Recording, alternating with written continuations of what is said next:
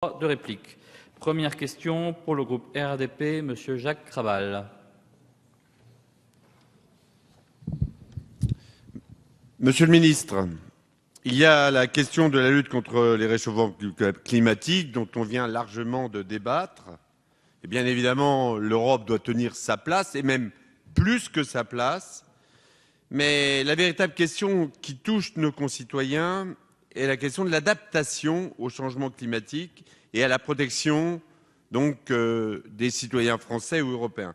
Comment sommes-nous organisés en France et en Europe pour faire face à tous ces aléas climatiques? Farmers Insurance, un assureur américain filiale du géant Zurich Assurance Group, vient d'intenter une série de recours collectifs contre la ville de Chicago et 200 municipalités de l'Illinois. Le motif: elles étaient responsables, selon lui, de ne pas avoir pris les mesures nécessaires pour faire face au changement climatique de la planète. Monsieur le ministre, comment l'Europe et la France se préparent à faire face à ces risques majeurs que le réchauffement climatique induit? Quelles mesures de prévention des aléas sont déjà mises en œuvre? Et pour se terminer, une citation, pas de Jean de La Fontaine cette fois-ci, d'Émile de Girardin: gouverner, c'est prévoir, et ne rien prévoir, c'est courir à sa perte. Merci, Monsieur Krabal. Monsieur le ministre.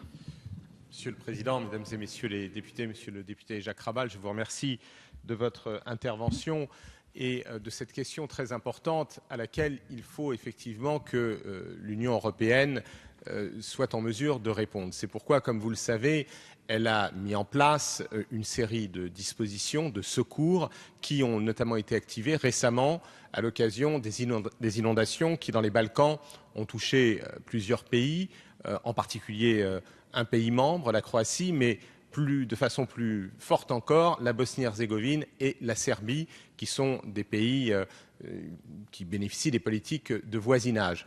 Et c'est ainsi que le président de la République, en recevant son homologue serbe la semaine dernière, a pu confirmer, d'une part, que la France, évidemment, apporterait et apportait toute sa contribution à la mobilisation européenne en nature, et beaucoup d'États membres ont déployé sur place des pompiers, des forces de sécurité civile, mais aussi mobilisation du fonds de solidarité, du fonds humanitaire et des fonds au titre des budgets de préadhésion.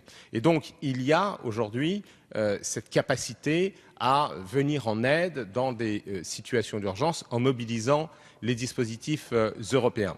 Mais je crois que vous avez raison de dire que dans le cadre de la discussion actuelle sur le paquet énergie-climat, il serait bon que la Commission saisisse le Conseil et le Parlement européen d'indications, de propositions cadres pour que chacun des États membres soit à même de mettre en œuvre des dispositions de secours aux citoyens, aux entreprises, aux territoires qui peuvent être affectés par le changement climatique. La meilleure réponse, évidemment, c'est la prévention, et c'est le cœur de notre débat, c'est de mettre en œuvre à l'échelle européenne et au niveau international les dispositions de réduction des émissions de gaz à effet de serre et d'empêcher que la température n'augmente au-delà des 2 degrés. Je vous remercie.